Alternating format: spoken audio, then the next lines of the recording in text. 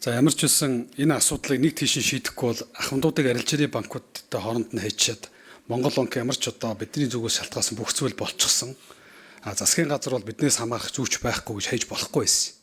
Тэгэхээр бид нар бол энийг араас нь бол одоо өнөөдөр маш олон ахмадууд яг одоо шийдлийг гаргах гэсэн хүмүүс байгаа. Гэхдээ нэгэн асуудал шүү, олон тавьж байгаа асуудал байна.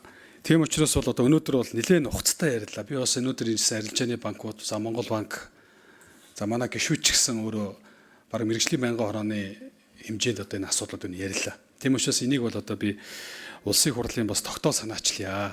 За энийг бол их хурлын дарга өөрөө бол хэлсэн. Энэ зээлийн асуудлыг нэг тийш шийдье. Тэгвэл яах аргагүй энэ ахмадуудын тавьж байгаа хамгийн одоо энэ төр засаг их хурл тавиад байгаа хамгийн их санал тавьж байгаа асуудал байгаад байгаа. Тийм учраас бол энэ тал дээр бол их хурлаар шаардлагатай бид нар тэр хууль эрх зүй, за мөн одоо бусад одоо шаардлагатай юу байвал манай арилжааны банкуч гэсэн тодорхой саналууд ирүүлсэн. Энийг хууль эрх зүй хэмжээнд нь зохицуулж болохоор бол тэр зүйлүүдийг бид нар бол шийдье.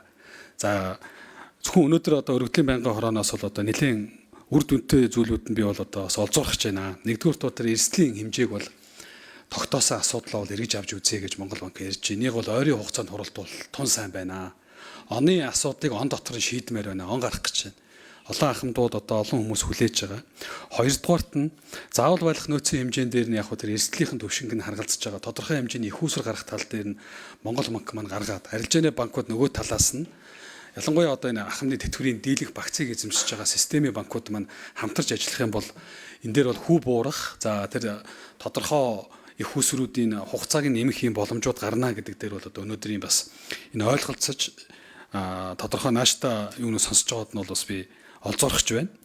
За 3 дугаарт нь шаардлагатай их усрүүгээ тавьж байгаа. Энийг бол бас судлъя. Өөрөөр хэлбэл арилжааны банкудад одоо бид нар чинь маш олон зээлийн үгийн татаас өгдөг шүү дээ.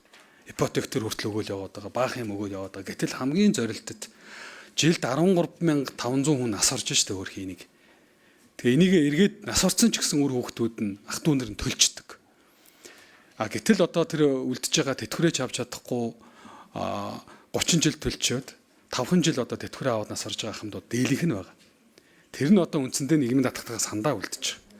Тэгээ энэ минь олон зүйлийг харгалзаад одоо бас нийгмийн том асуудал учраас энийг бол одоо шийдэх тал дээр бол та бүгд маань за зөвхөн хууль яриад байвал бүтэхгүй. Одоо хуулийн дагуу гэдэг. Одоо сая манай Монгол банкны яс ирүүлсэн санал дээр нэр бүхий гишүүд Монгол банкны одоо эрх мэдэл талдаж одоо бууруулсан харамсаж байна тэргээд одоо ч одоо улс төрийн мэдээлэл юм уу юу юм те. Их хурлын гишүүд энийг ярихгүй бол тэр ахмадууд чинь их хурлын гишүүдэд хандна. Их хурлын гишүүнд нь өөрийнхөө томилсон байгууллага харьяаны байгууллагад асуудал тавихгүйгээр өөр хаан тавих юм. Монгол банк мэдж байгаа гэж хаяад ивэл эн чинь юу шийдэгдэхгүй. Тийм учраас тэр Монгол банкны мөнгөний бодлогын зөвлөл байна уу, хяналтын зөвлөлт байна уу? Бас энэ зээлдэгчдийн эрх ашигыг одоо хамгаалж төлөөлөх ийм имийг бол одоо би Монгол банкны хуулинд өөрчлөлт оруулж тодорхой тэр төлөөлөе. Жинхэнэ хараад бус гэж байгаа. Улс төрчдөөс хараад бус биш. Хий хоосон улс төрчдөг биш. Бодит шийдвэр гаргадаг. Ийм хүмүүсийг бас оруулах тал дээр нь ажиллая гэж бодож байгаа. Тэгээ арилжааны банкуудад эцэлтэн хүсгэд та бүгдд бол олгох их усүр нээлттэй байна. Тэгээ саяны арга хэмжээнүүд бол Монгол банк хурдан аваасаа. Арилжааны банкуд маань одоо 36 сарын одоо хүртэл олгох гэдэг зүйлийг судлаач. Түрүү манай хаан банкны хүмүүс сонирхолтой судалгаа хийсэн байна.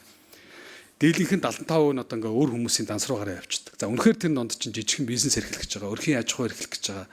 За янз бүрийн одоо орон сууц авах гэж байгаа ч гэдэг юм уу. Ийм олон төрлүүд байгаа.